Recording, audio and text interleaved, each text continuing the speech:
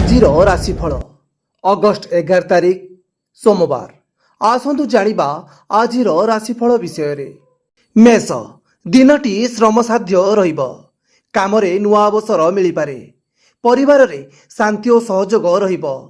ଅପରିଚିତ ଲୋକଙ୍କୁ ଭରସା କରିବାରେ ସତର୍କ ରୁହନ୍ତୁ। ଆତ୍ମବିଶ୍ୱାସ ବୃଦ୍ଧି ପାଇବ। ବୃଷ, ମନ ଶାନ୍ତ ଓ କ୍ଷମାଶୀଳ ରହିବ। ଧନ ଲାଭ ହେବାର ସମ୍ଭାବନା ଅଛି। ବାଣିଜ୍ୟରେ ଲାଭ ମିଳିପାରେ। ପ୍ରେମ ସମ୍ପର୍କ ଭଲ ରହିବ। ସଂଯମ ଓ ଧୈର୍ଯ୍ୟ ଦରକାର। ମିଥୁନ, ଦୀର୍ଘ ଦିନରୁ ଅଟକିଥିବା କାମ ଶେଷ କରିପାରିବେ। ବୃଦ୍ଧି ଓ ପଦ ଉନ୍ନତିର ସୂଚନା ମିଳିପାରେ। ଯାତ୍ରା ହେବାର ଯୋଗ ରହିଛି। ବୁଦ୍ଧିମତ୍ତା ଦ୍ୱାରା ଜଟିଳ ସମସ୍ୟାର ସମାଧାନ ମିଳିବ। ମନରେ ନୂଆ ଚିନ୍ତା ଆସିପାରେ। କର୍କଟ, ପରିବାରଜନଙ୍କ ସହ ସମୟ କାଟିବେ। ଅନ୍ୟମାନଙ୍କର ମତ ଶୁଣିବା ଦରକାର। ନିଜ ଶକ୍ତି ଓ ପ୍ରତିଭାର ଭରସା ରଖନ୍ତୁ। ବୃଦ୍ଧ ବ୍ୟକ୍ତିଙ୍କ ଶୁଭ ଆଶୀର୍ବାଦ ମିଳିବ। ରୋଗ ପ୍ରତି ଅବହେଳା ନ କରନ୍ତୁ। ସିଂହ, ମିଶ୍ରିତ ଫଳ ମିଳିବ। କର୍ମକ୍ଷେତ୍ରରେ ସ୍ଥିତି ସାଧାରଣ ରହିପାରେ। ଅନ୍ୟମାନେ ବି ଆପଣଙ୍କୁ ଆଶ୍ରୟ କରିପାରନ୍ତି। ଧନ ନିମନ୍ତ୍ରଣ ରଖନ୍ତୁ। ମନରେ ଗଭୀର ଚିନ୍ତା ଆସିପାରେ। କନ୍ୟା, ନୂଆ ଯୋଜନା ଆରମ୍ଭ କରିପାରିବେ।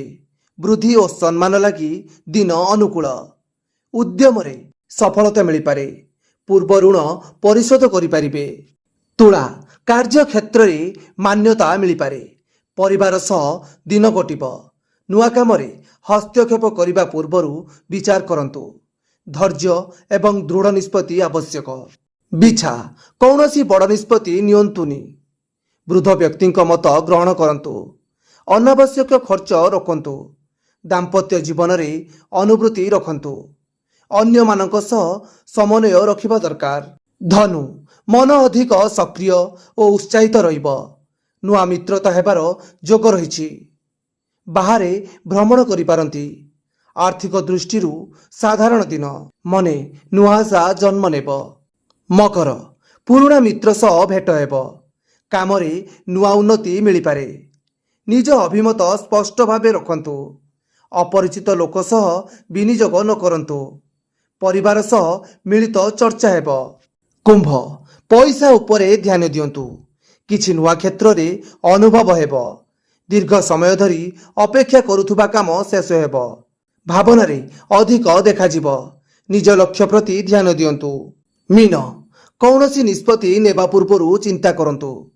ପ୍ରେମ ଓ ବ୍ୟବସାୟ ଦୁହିଁରେ ଗଭୀରତା ଆସିପାରେ। ବୃଦ୍ଧି ପାଇଁ ନିଜ ଦକ୍ଷତା ବୃଦ୍ଧି କରନ୍ତୁ। ନିଜ ଭିତରେ ଆତ୍ମସନ୍ତୋଷ ଅନୁଭବ କରିବେ। ମନ ଶାନ୍ତ ଓ ସୁଖୀ ରହିବ। 10 ବଜେ ଟିଭି।